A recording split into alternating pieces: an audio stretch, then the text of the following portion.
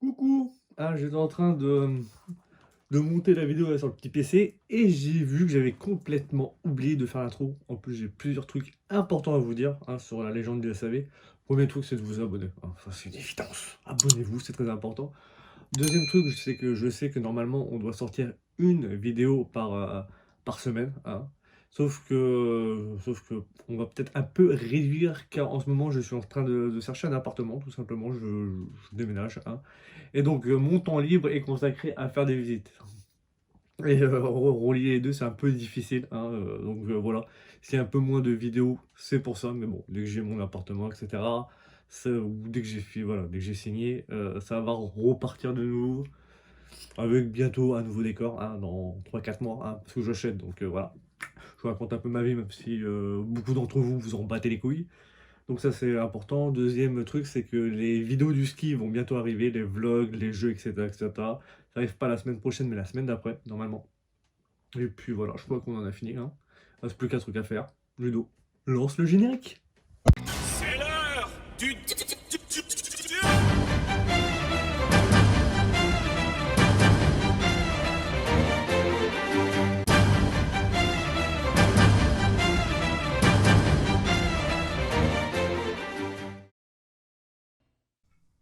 Allez, c'est parti dans la joie et la bonne humeur. Donc Tanya the Evil, de son vrai nom, Yujo Seki Saga of Tanya the Evil, est à l'origine un light novel de l'auteur Carol Zen. Et le light novel a commencé à être publié au Japon en 2013. Il y a actuellement 11 volumes de sortie, et il est toujours en cours de parution.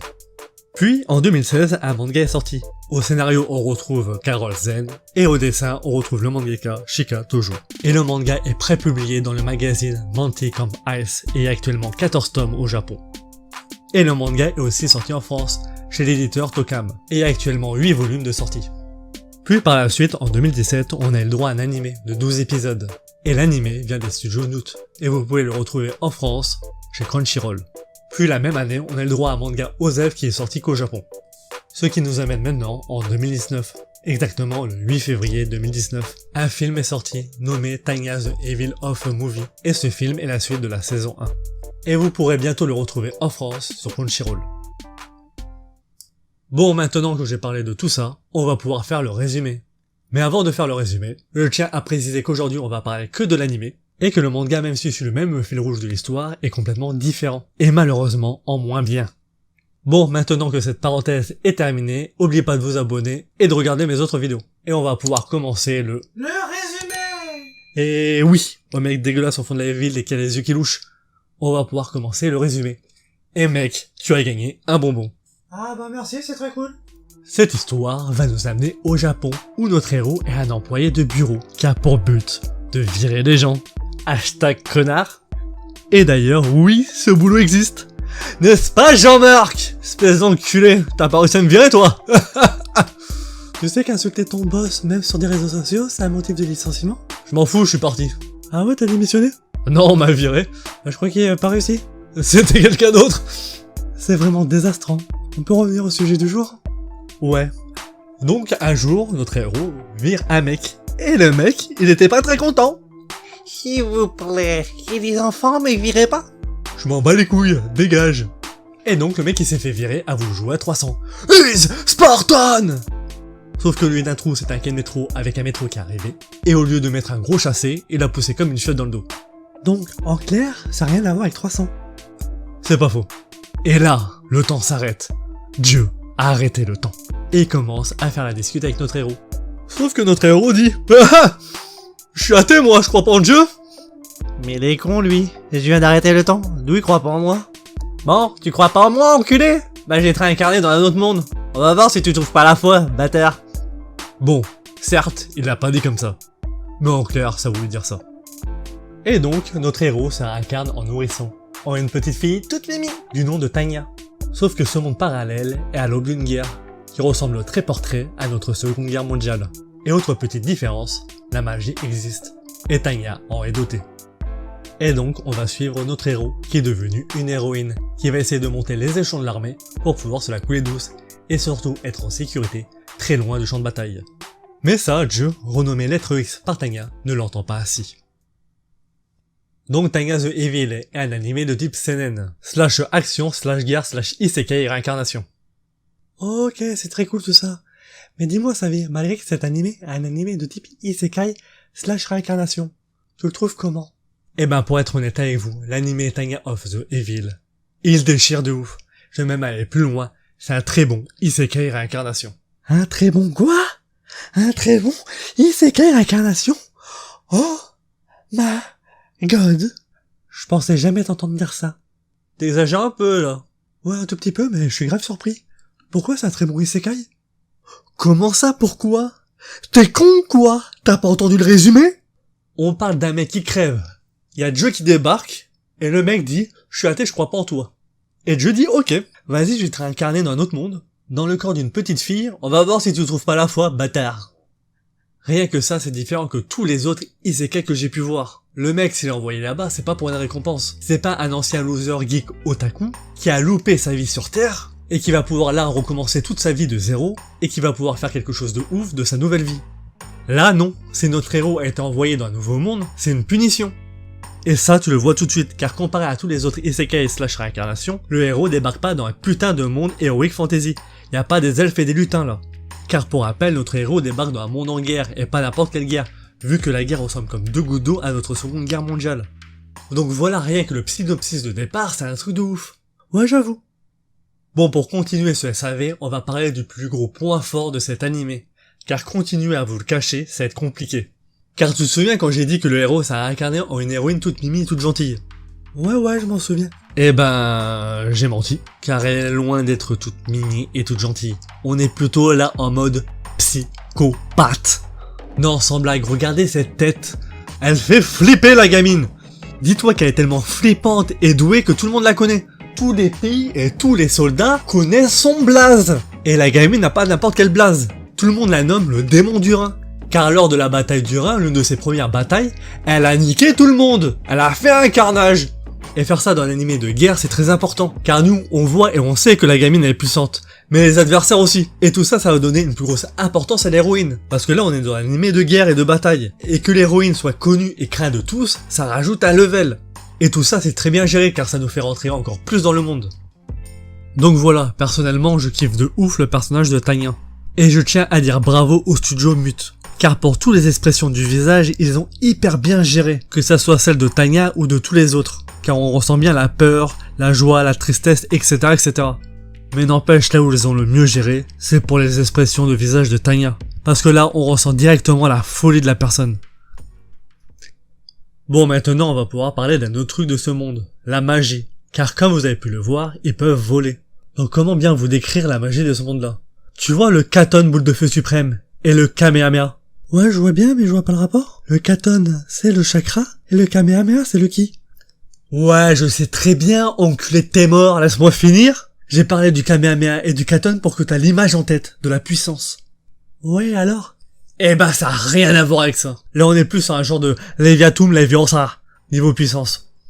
Et donc là, la magie de ce monde est surtout combinée avec de la technologie, nommée joyaux, plus des autres équipements. Et ça va permettre aux magiciens de voler, de créer des boucliers et des balles explosifs. D'ailleurs, petit truc que j'ai kiffé, c'est que chaque pays possède leur propre technologie. Et ça va nous permettre de les identifier dans les champs de bataille. Autre truc important, comme vous avez pu le comprendre, c'est que les magiciens ne sont pas invincibles. Ce sont pas des dieux. Ça fait que là, ils peuvent être tués à n'importe quel moment, et par n'importe qui, pas seulement d'autres magiciens. Et tout ça c'est très important, car pour rappel, on est dans un monde en guerre. Et là, de simples magiciens ne peuvent pas changer à eux tout seuls le cours de cette guerre. Ils sont juste un plus dans les batailles, comme un soutien aérien. Et tout ça c'est grave cool et ça change des autres animés et mangas. Car là, on va voir les batailles d'un autre point de vue. On va suivre l'action au sol comme d'habitude, mais aussi dans les airs, grâce aux sorciers.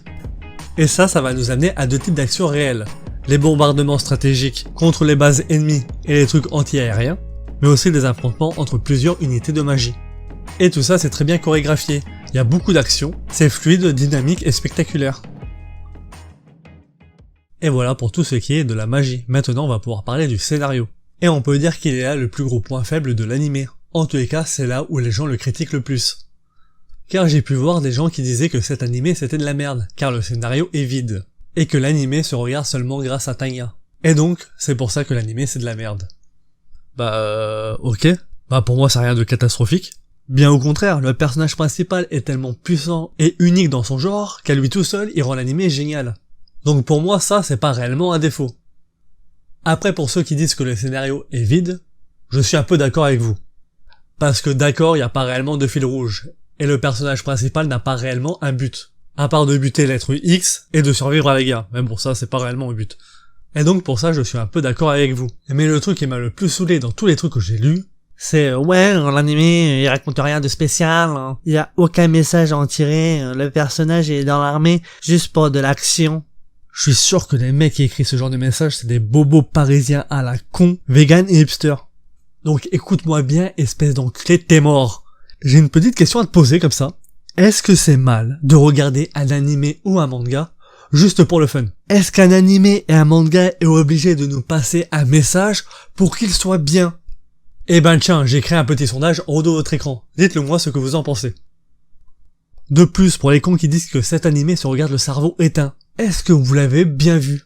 Parce que moi, ton putain de message, je le vois, c'est la réalité de la guerre. Et là tu te dis, De quoi? En quoi il y a la réalité de la guerre?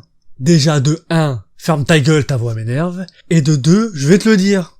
Donc écoute-moi bien, si on retire toute la magie de cet animé, l'animé est réaliste dans la façon où il raconte la guerre. Car là, il n'y a pas un ennemi à abattre, et le monde n'est pas en danger. C'est des simples pays qui attaquent et qui se défendent. Et surtout, le personnage principal n'est pas un héros, c'est un simple soldat qui veut protéger son pays. Un simple pion dans l'immensité de la guerre, et surtout un pion sacrifiable.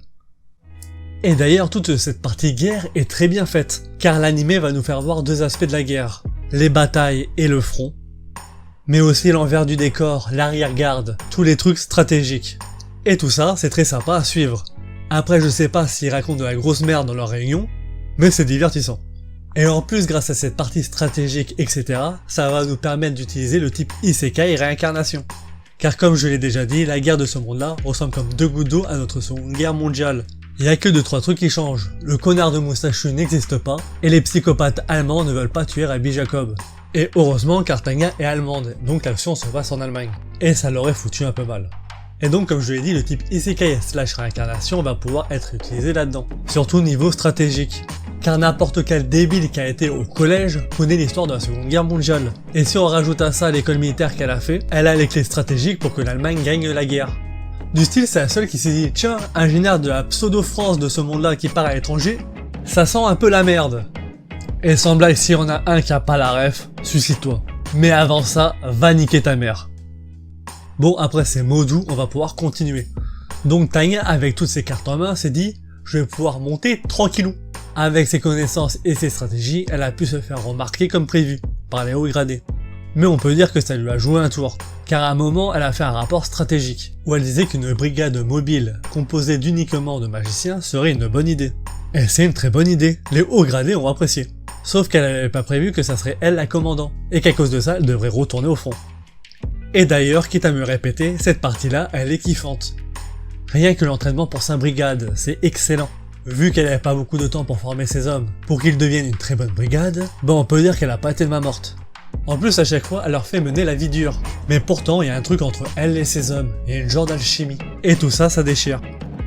Surtout avec sa brigade, elle tient à la vie de ses hommes, elle ne les voit pas comme des pions, et elle les commande très bien. Et pour ses hommes c'est la même si Tanya leur fait voir de toutes les couleurs, et qu'ils ont aussi un peu peur d'elle, il y a un gros respect entre eux. Et donc voilà, il nous reste plus que 2 trucs à aborder. Il nous reste toute la partie animation, et puis l'être X, dit Dieu.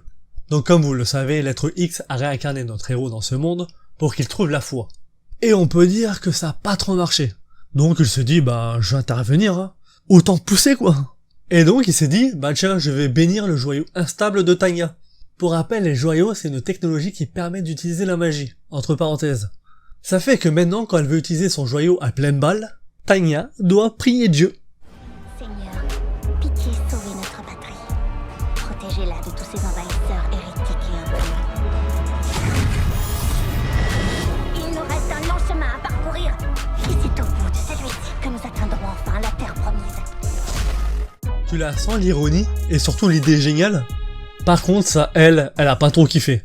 Et surtout, elle a pas trouvé la foi. vu que maintenant elle se balade partout avec un flingue au cas où que l'être X débarque, pour pouvoir lui tirer une balle entre les deux yeux. En tous les cas, je kiffe toutes les petites interventions de l'être X, pour faire chier Tanya. Et on peut dire qu'il n'y aura pas de main morte. Et la vraie question c'est est-ce que Tanya va craquer? Donc voilà, et pour finir, on va parler de l'animation. Bon, si tu es pas aveugle, tu as bien vu que les graphiques étaient magnifiques. En plus, comme je l'ai déjà dit, tout ce qui est expression des visages, c'est très bien fait. Surtout celle de Tanya, on ressent parfaitement la folie, et elle fait flipper. Mais là où les studios Mute se sont surpassés, c'est pour tout ce qui est de l'ambiance des batailles et du front. C'est juste génial. On sent parfaitement la grandeur des batailles. C'est tendu, il y a une aura de compression. C'est la guerre, c'est pas le pays des bisounours. À chaque fois, l'animation est très noire, très compressante. Il n'y a pas de couleur fluo. Et pour faire ça, le studio a une très bonne idée. Il joue avec la météo. Car à chaque bataille, il y a v'là les nuages, il n'y a jamais un grand soleil. Il n'y a jamais de ciel bleu, il y a toujours v'là les nuages. Donc ça donne un côté compressant. Et d'ailleurs, toute cette météo et ces nuages sont très bien utilisés dans les batailles aériennes. Le fait d'aller très haut et d'aller au-dessus des nuages, ça rajoute un truc. De plus, comme je l'ai déjà dit, tout ce qui est bataille aérienne, c'est très bien chorégraphié. C'est fluide et dynamique. Donc pour tout ce qui est de l'animation, c'est très bon. Mais on sait qu'il n'y a pas que ça, il y a aussi la musique. Et qui dit animation et musique, dit opening et ending. Et d'ailleurs, les deux sont géniales, même si j'ai une préférence sur l'opening.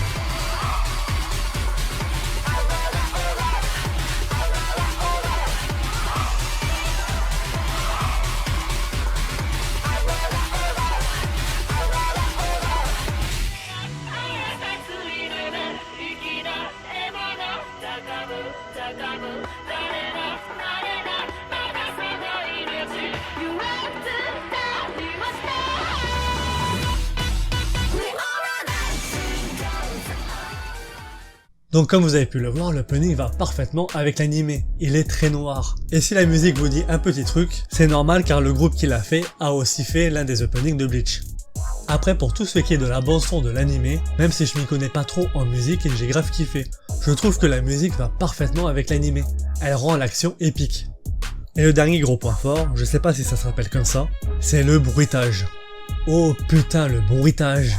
Perso, chez moi, j'ai des bonnes basses. Et donc quand il y a de l'action, des explosions, quand ils utilisent leur magie, ça rend hyper bien. Je kiffe de ouf.